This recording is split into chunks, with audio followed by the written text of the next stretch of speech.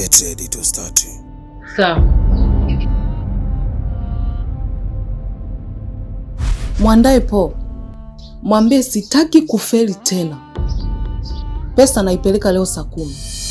Mimi nimekuja kuanza hii mission ikiwa kamili kabisa. Ulipoenda kuchukua pesa, kuna mtu alikuwa anakufuatilia. Nimeshamuona. Anasemaje? Ana mchongo, msikilize. Ila kuwa makini. Ila kuna jina moja nimelisikia la mtu ambaye ni kiongozi wao. Anaitwa Jitu la Mtumba.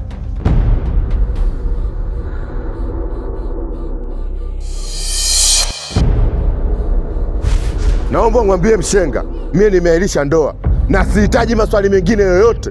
Dada yangu atamuoa tu, atake astake atamuoa.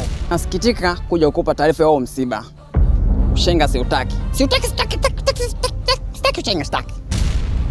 Mimi nitaishi kama wao na kila kitu kitaenda sawa.